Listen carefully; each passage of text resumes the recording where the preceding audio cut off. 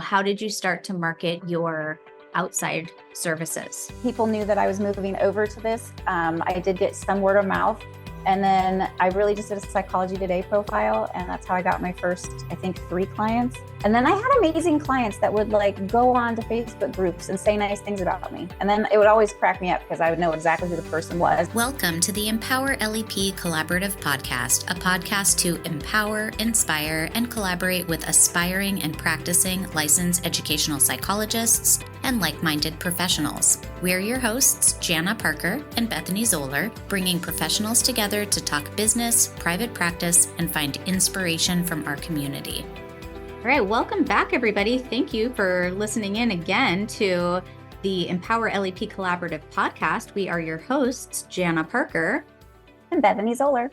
And we're excited to talk to you today. Actually, right now, I am excited to talk to Bethany about her. But first, I want to reflect a little bit on just the past couple of weeks because we've just launched this podcast. We have been excited about it for a while, and I don't know, what kind of feedback have you received? What has it been making you think about? Can I tell you the nicest text I got today? Sure. Yeah. So I teach at Fresno Pacific University. So I've been teaching for about 5 years. So I get, lots of students that I have met. And I had the nicest text today from a former student who let me know they'd found the podcast and they were excited to continue to learn with me. And I was like, it's been awesome. I've gotten so much positive feedback and so many people, I don't know, Jana, from your side, so many people have just been like, this is what I needed. Yeah. Like there just wasn't a resource. And so I'm excited and I love meeting new people. So it's doubly fun, Yeah. Get to share stuff that we know and meet new people and learn new things. Absolutely. It's very cool. Yeah. I'm excited for all the places that this can go. And, once you start something, it starts sparking different ideas of who could we have on and, Yes. what kind of people. And someone said to me yesterday in a call, I feel like I already know you because I'm listening to your podcast. And I was like, oh, that's a celebrity. Yeah, I know. We're making so many friends. I got multiple emails this week that was just one of them was like, hey, I'm hoping I can consult with you because you seem like you know what you're doing. And I said, well, that's sometimes it's a work in progress. Yeah, definitely a work in progress. But yes, I'm happy to consult and share what I know. Yep, absolutely. So very exciting. And today I'm in the hot seat. You are in the hot seat. I'm really excited because I feel like we've started this, we've gone a while, you know all about me, but I don't know all about you. Secrets. Yeah. Not for long. All today. Not for long. Tell them all today. Ooh, the glasses came on. Yeah. She's like, the glasses came on. I have to make sure I read my questions correctly, though I, probably will ask you several questions that are not. I think I didn't ask you any except for the last one that was on the script. So it's fair game. It's fair game. Well, you started telling us about how you did a backwards career. And so I'd love to know, take us back to the beginning of your practice and what is it called? What do you do? And how did you get there? Okay. I have a very cute client who always, when they have a good story, they always say, strap in, we're getting ready to go. So here we go. So if I go all the way back, I started as a child protective services social worker. Oh. Yes. And so I did that for 6 years. And I bring it up because it actually was very much a defining career path. So I had gotten my bachelor's degree in psychology. What in the heck do you do with a bachelor's degree in psychology? So I ended up with a case management type position with Child Protective Services. And I worked 3 years in an emergency shelter and 3 years in court services. And I actually loved working at the emergency shelter. It was heartbreaking, but it was also just, you felt like you were really doing something, you were really being a helper and whatever. And in hindsight, I probably would have stayed there if I'd had the opportunity to. And so I worked, Department of Human Services is this massive beast, right? And so I did good at my job and they decided, oh, you should be in supervision. We should be grooming you. And so they picked me up and put me in another position without any like say at all to me. It was just like, but I mean, other than it was like, yay, it's good. We want you to have this other experience so that then we can step you into this position that they were grooming me for. But they hadn't had a conversation with me about it. And I loved being the direct service provider, right? And I loved working with foster families. I was doing a lot of foster parent trainings and, you know, going out and problem solving in homes. And they put me in court services. And because I had been at Department of Human Services then about 4 years, I was more experienced, even though I was, you know, 23, soaking wet, more experienced than a lot of people because the turnover rate is so terrible.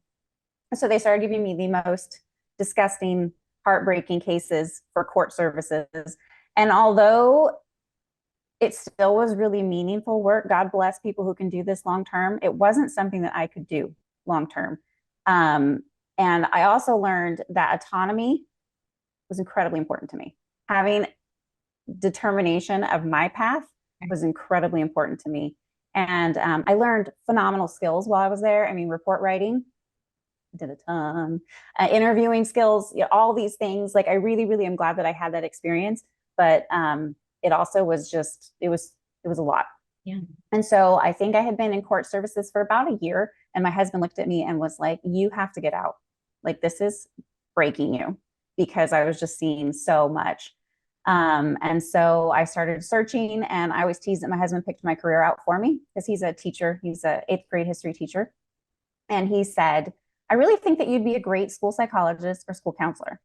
And I was like, okay, all right. And so I started doing some research, and I learned that school counselors, although they're awesome, they do a lot of academic counseling and, you know, A through G requirements, and that didn't sound very interesting to me at all. And also in my area, you need to typically have been a teacher beforehand to be able to get a job in Kern County. It's a weird, nuanced thing. That is and I really didn't want to be a teacher.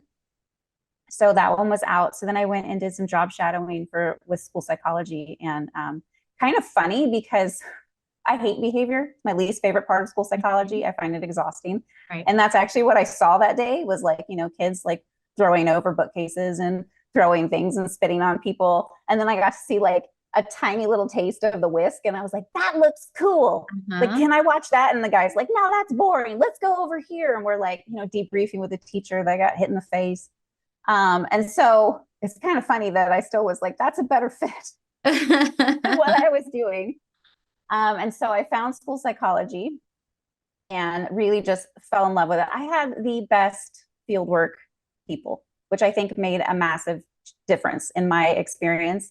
So I had Dr. Janet Clark was my very first person. She's now a clinical psychologist. She's amazing. Then I had Dr. Jonathan Gage, and he is probably my closest thing to a mentor that I have. Like, he's the guy that I still pick up the phone for now and go, like, what do I do?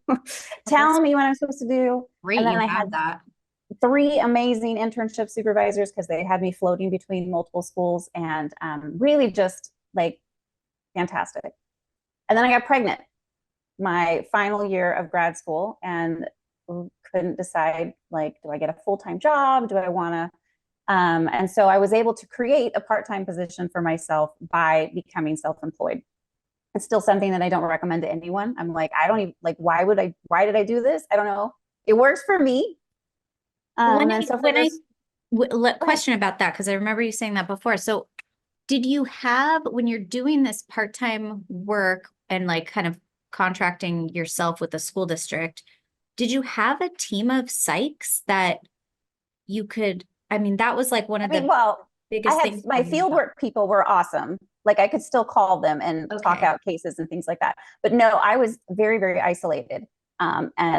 If I could go back and tell myself something, like, I know for school psych purposes, I would definitely say that I should have networked and found my people. I have found them now, but as a school psych, I remember though also, like, I didn't go the right path. Or not, maybe right is not the right word, but not the typical path. And so I would go to like our local affiliate trainings, and like, I was the odd duck. I didn't fit, right? Because they all have this experience, and I'm having a very different one as I'm bouncing around and meeting all these different things. And they have this set role, and mine was very fluid. You know, at one district I'd be this person, and at the other district I'm doing this type of role. And so I really didn't feel like I fit, right? Because How did you, so sorry, how did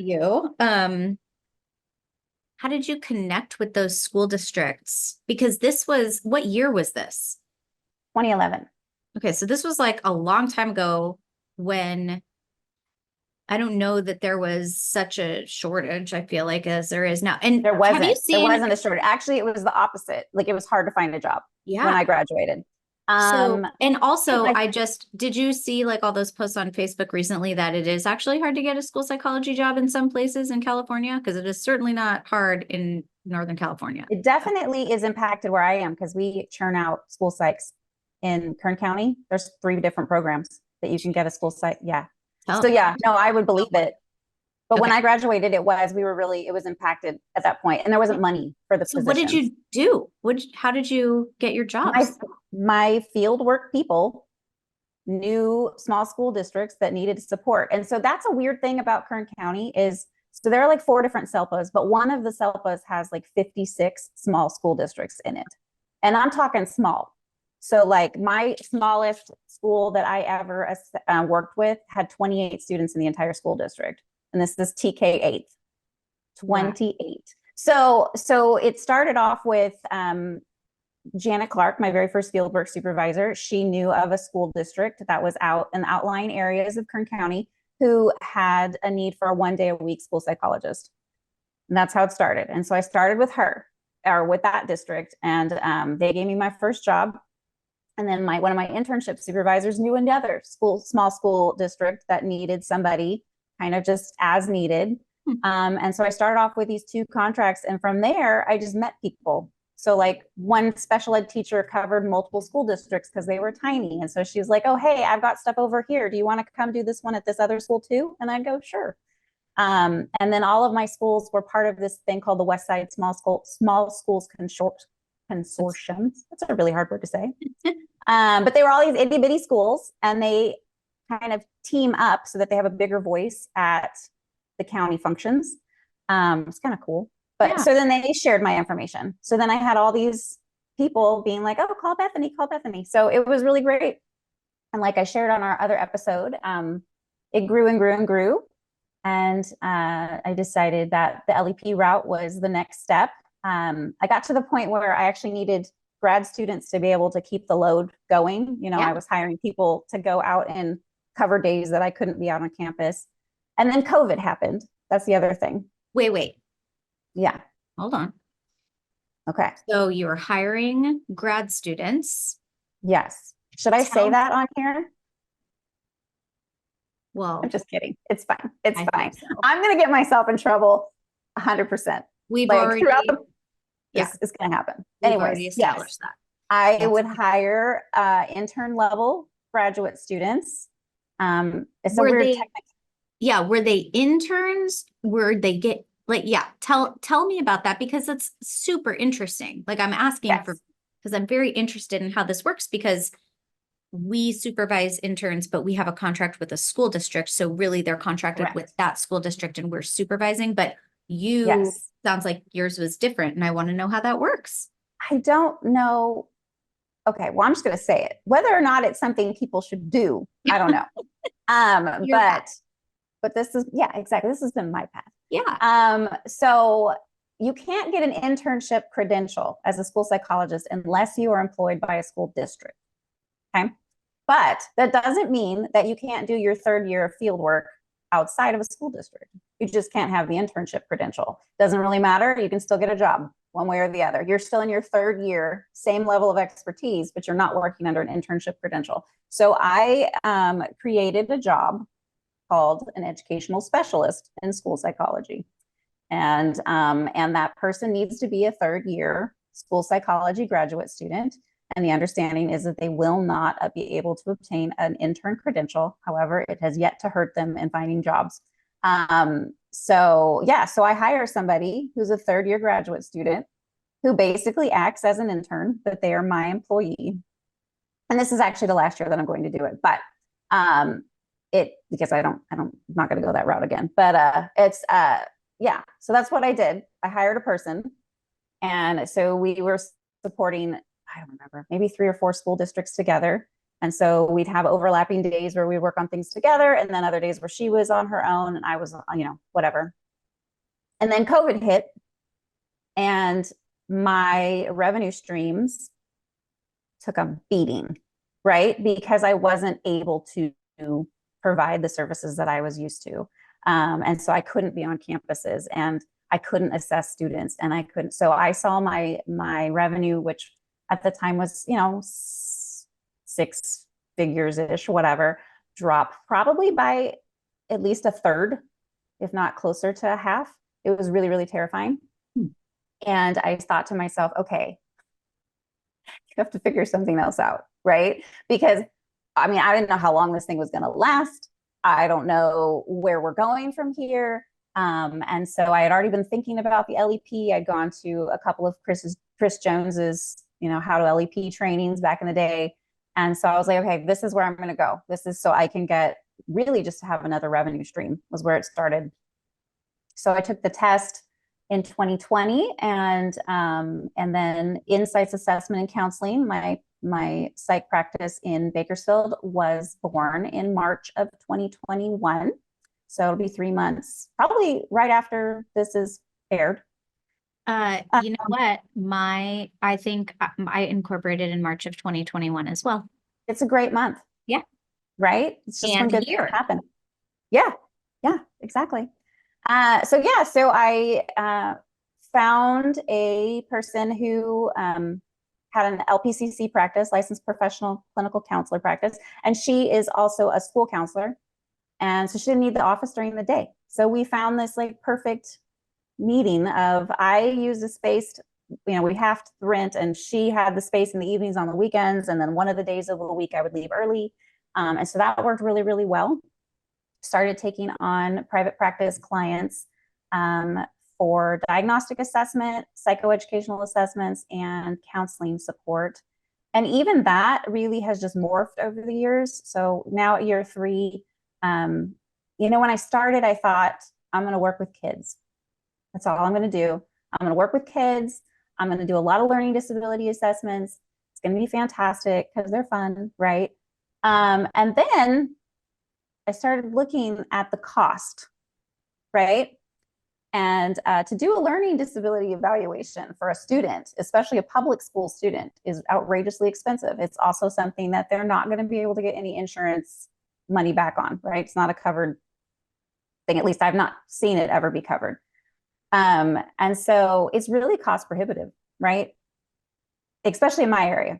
Throwing down that you need to pay as much as you need to pay for a full assessment. It's just, I wasn't getting that many calls. I got private school kids and homeschool kids, and things like that. And then one day I got this random call from somebody asking if I did autism assessment. And I was like, yeah, I love autism assessments, like my favorite thing in the whole wide world.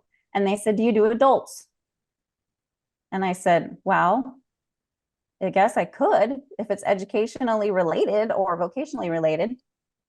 And they said it was a guy who just couldn't maintain a job.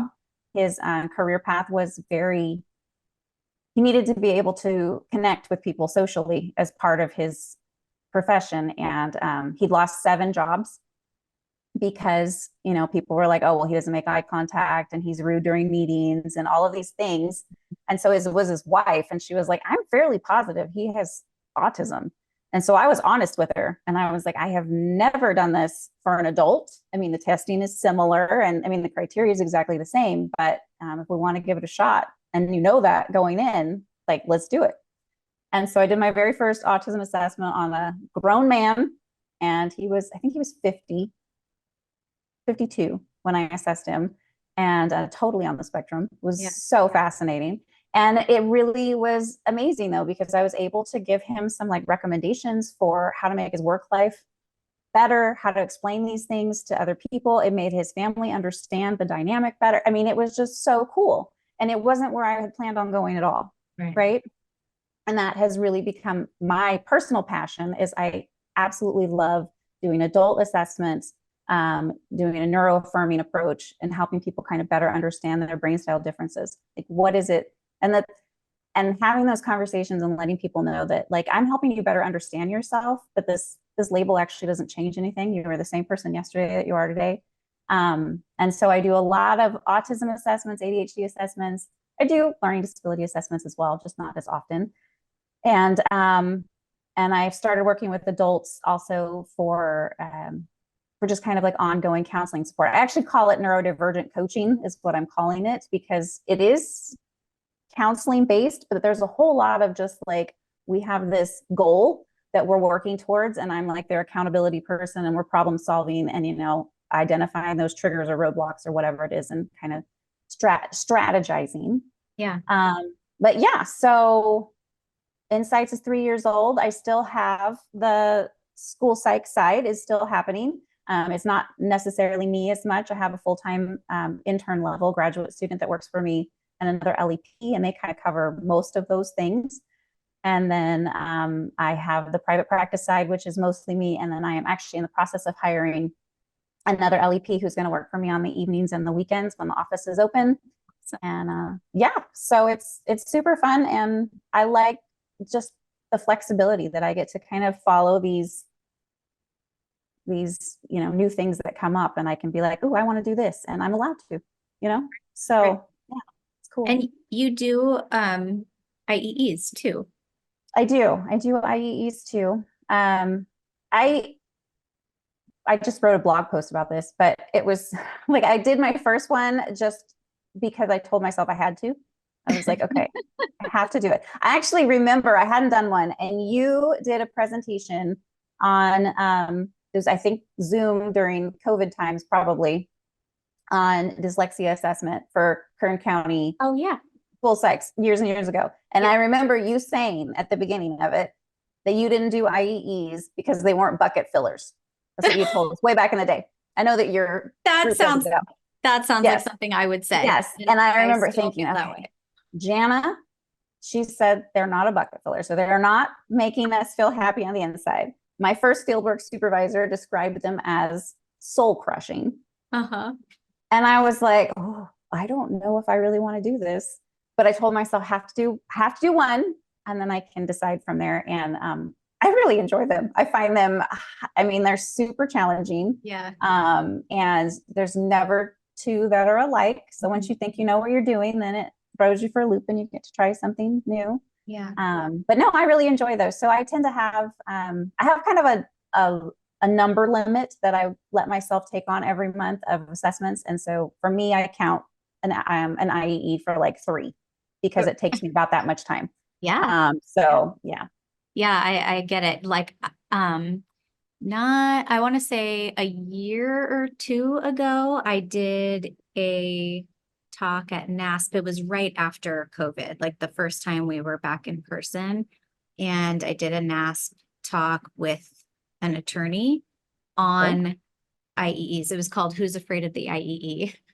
That's perfect. Because I was afraid of the IEE. And really, I was just like, okay, if I do this presentation, then I'm going to learn from an attorney, and then I'm going to feel better about them. Yeah. Because when I was at my first private practice that I worked at for many years, I said no to IEEs. I was like, I do not want to do them. I have a full-time school psychology job. I don't have time to go do observations. So I am just not going to do IEEs. But I did start to do them once I started my own practice, and I'm getting more comfortable. We do vet them, but I also have other clinicians here who will do them. And so I still vet them, but yeah, so we're doing some more IEEs these days, but not all me. Yeah, I do. I don't know. I think I always have one on the books. But there's 2 other LEPs in my area that I know want them as well. So like the district that my husband works at and my kids go there, I won't work at that district, obviously, which is really funny because they're the district that I get calls for the most. And I'm like, oh, that one, no, sorry. Yeah. So I pass those on, or, you know, I had one district that was just a stinker to work with. And so I'm like, you know what, when they called me for another one, I'm like, yeah, no, that's okay. Yeah. It was okay. So it's nice to have the ability to say no or yes. Absolutely. Think about it. So. Right. I want to know a little bit about your diagnostic ADHD assessment? Sure. So I always do a cognitive just because I feel like I need a baseline, of what we're doing. And then I utilize a lot of executive functioning rating scales. I mean, I'm doing like a Connors if it's a kid. I'm doing for adults. I'm like, what do I use for adults? Read. Oh, I use the Barkley adult one, and that one's great because it is reproducible. I love that. So I've turned it into a Google form, and I'm not even like breaking rules. I'm like, why can't more public publishers say like, here's my stuff. You bought it, you can use it forever. Anyways, they're making money. That's I know. So I have the Barkley adult rating scale, which is really great because it's got a direct scale and it relates perfectly to the DSM criteria. And then it also has collateral things as well. So I always have them, have either a significant other, friend, family member, or somebody give me an outside perspective on their ADHD as well. Yeah. I do the DCAFs, the executive functioning assessment, and that I feel like I get better information just observation wise, because a lot of times folks on the ADHD folks can really hyper focus and get those tasks done really quickly. Yep. So it doesn't always show me. And then because of the cool LEPs that I have met along the lines, I now also use the virtual reality assessment, the Nisplora. Oh, and it's a continuous performance test. So like what was the other one? Connors, the one that used to have hit the CPT. Yes. So it is a VR version of it. And so there's different modules for different age ranges, but it's pretty cool. So like the kid age one, it looks like they are in a classroom setting and they have to pay attention to specific things. And then they have to ignore specific things. And it's pretty funny because you'll hear like talking behind you and then they'll say the prompt that they need to be listening for. So you get to see, are they just completely inattentive? Are there those commission errors where we're just hitting the button whenever we want to? And then the adults, it's a aquarium setting. And so there's specific fish that they have to be able to remember and push the button. And yeah, so those are pretty fun. But a lot of it's just interview, especially for the adults. It's a lot of interviewing, getting a background. So I like it. I like ADHD assessments. Autism assessments are my favorite, but ADHD assessments are fun too. Yeah. So for autism, you're doing like, do you use the ADOS or the MCDOS or? Depends on the person, but I do ADOS for younger ones and for kids, or for those that are like, I don't know how to say this. Like, if I feel like they're more severely impacted, the ADOS does a really good job of finding them and putting them in that level so that it's crystal clear. Yeah. But I love the MCDOS for all ages. So I almost always do a MCDOS, and the ADOS is kind of iffy. I don't ever do an ADOS with grownups because it's just really, really awkward. It's like, so do you think you're going to get married? Why do you think people get married, Jana? Why? Why do you think people get married? Like, who asks these questions in normal conversation? Yeah. They don't ask. So like the interview portion, I just feel is just so weird. And then the design a story or whatever that last press is, where they have you give them like a sponge and a umbrella stick thing, and you're like, make a commercial. Like, yeah, I did that. My first autism assessment with a grown-up, I did it, and it was just so uncomfortable. And I'm like, if I'm looking for natural social interaction skills, this ain't gonna tell me. Right. So I don't use it with adults, but I do love the MCDOS, the social responsiveness scales. I love that one to get their feedback for adults. I use another assessment called the Theory of Mind Inventory, which is pretty cool. It's like a scaling questions. And it has all these different scenarios, and they have to put it like a mark on this line as to where they feel that they are on that spectrum of understanding different like social cues and things like that, which is fun. And you actually have to measure it with a little ruler that they provide. Oh, interesting. For it. Yeah. I use the autism quotient and like the camouflage test sometimes. I love the camouflaging test. Yeah. Have you taken it? Yeah. Yeah. I am super high in camouflaging. Super high. I actually had assumed masking because I feel like I'm pretty good at like putting on whatever it is I need to be in that setting. Yeah. But it was camouflaging. Interesting. Yeah. I like to Um, blend.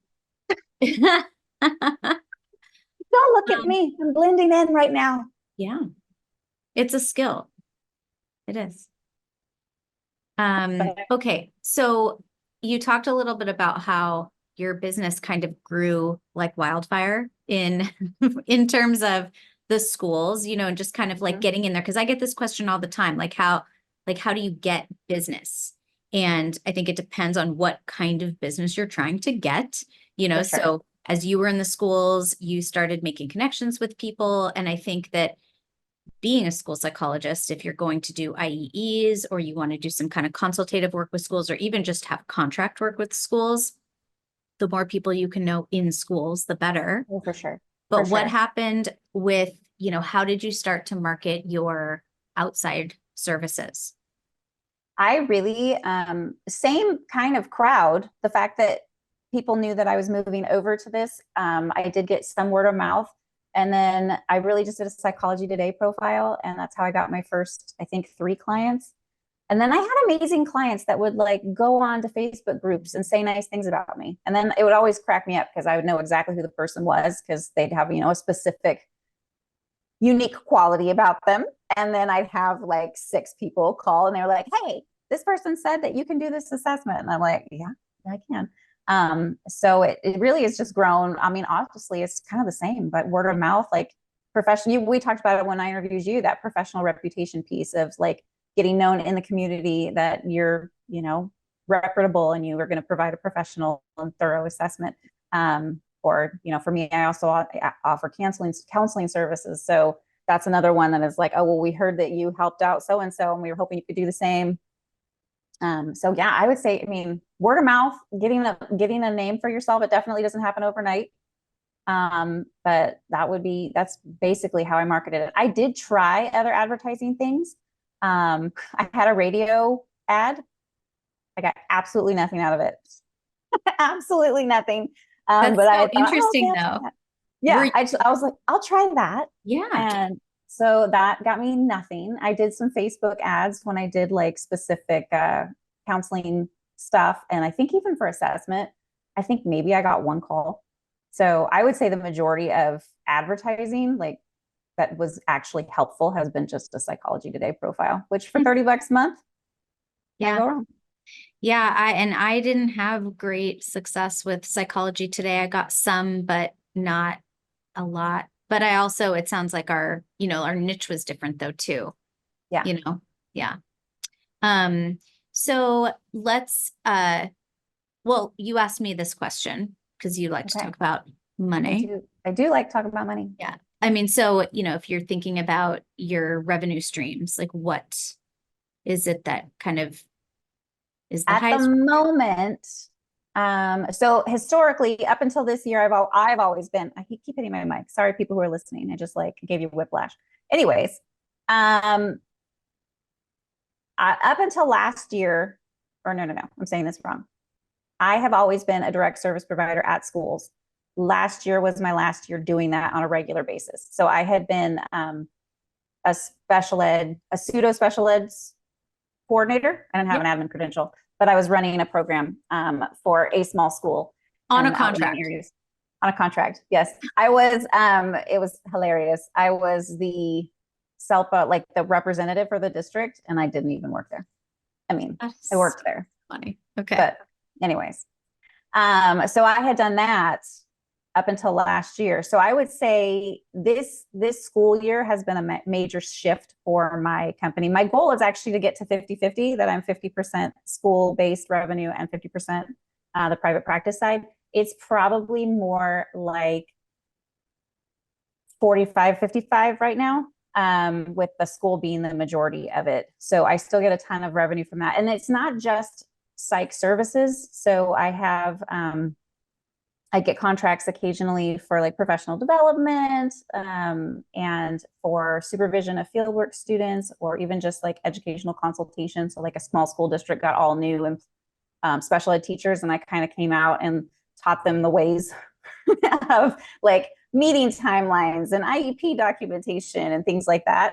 And how to give a Woodcock-Johnson achievement test. So because they had all these like, people on a waiver who didn't have any direction. And so I've gone out and done things like that. But historically, it's been more like 70-30. So I'm moving in the right direction. I would like to get to 50-50. Yeah.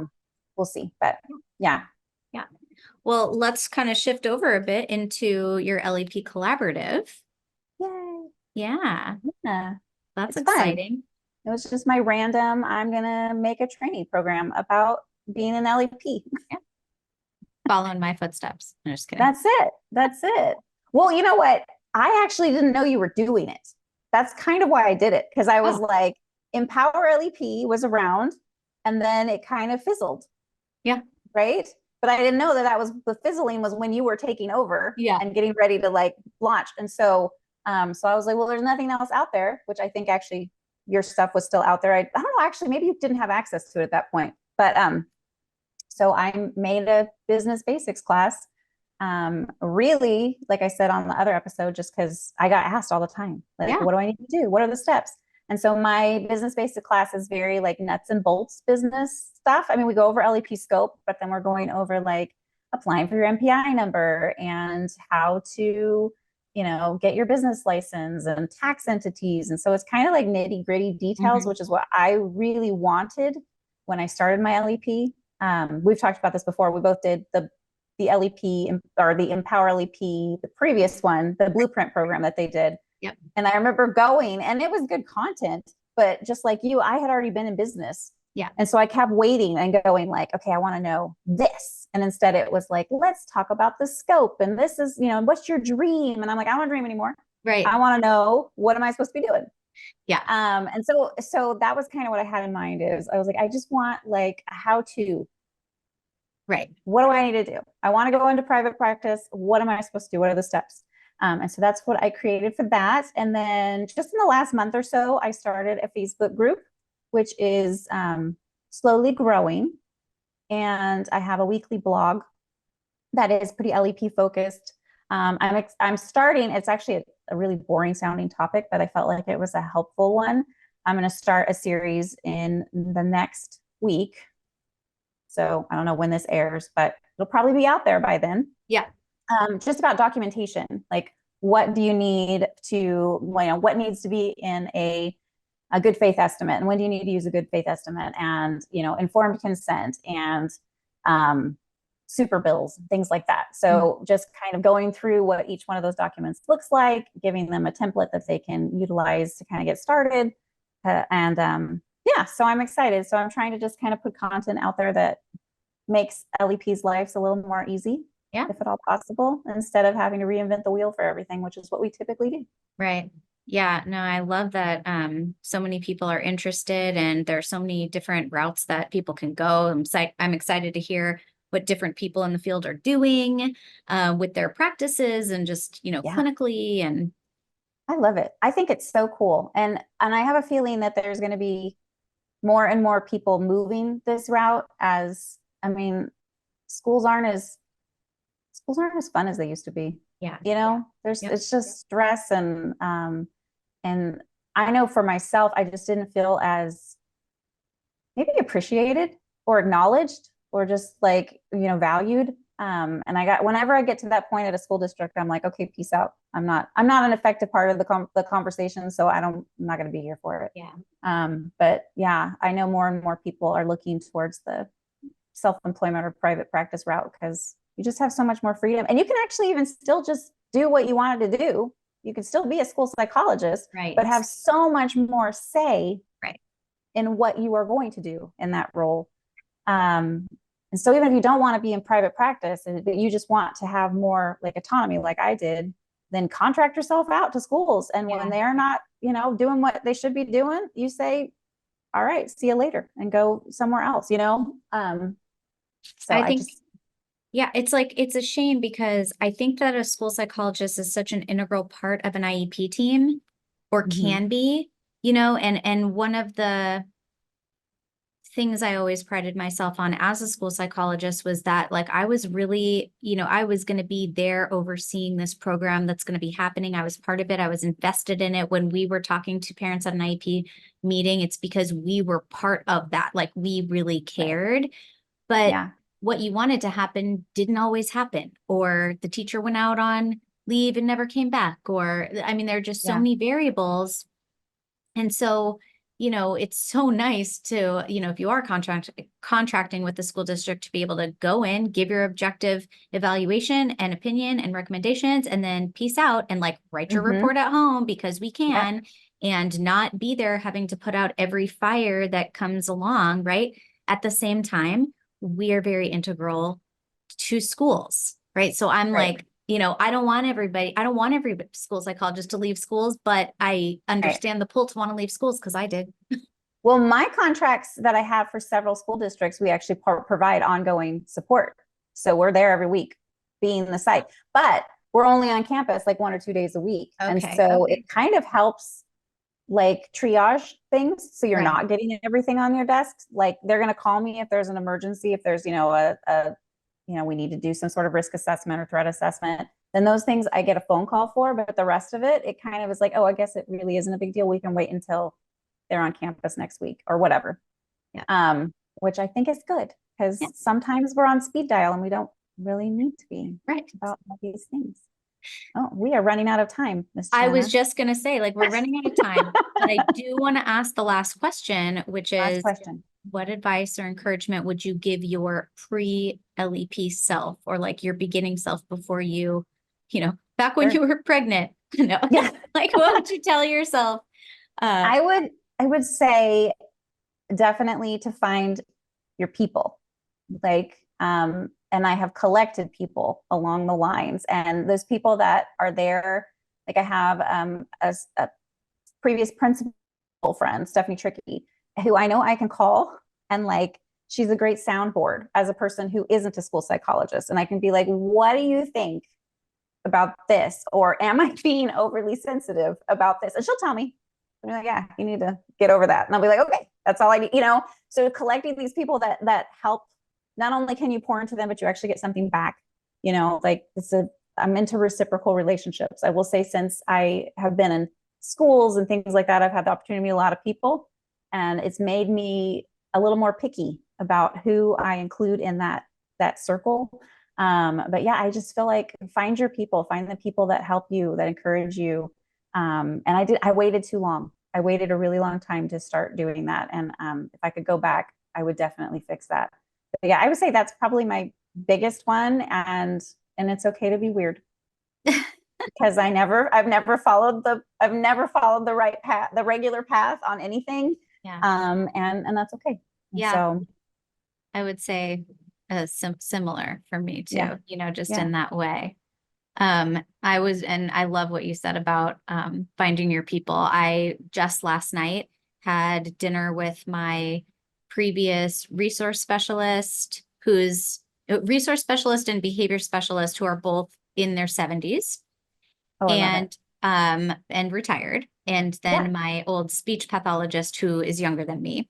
So the four of us, since I left the school, since I left my last school psychologist position in Menlo Park, which was in 2018 is when I left, we have been having dinner 4 times a year since then. Yeah. And it just, like, they get me, like they're my people, and I know that I could call them up at any moment and ask any question about anything school related or otherwise.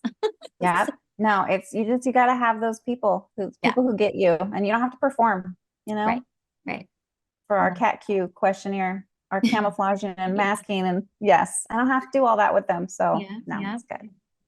Well, thank you so much, Bethany. This has been really, there's so much I didn't know about you, and I'm sure there's still so much more I don't know, but I am so looking forward to getting to know you over the course of these podcasts that we do together. And it was great to really just get a good understanding of your background. And I'm like even more excited to work with you now.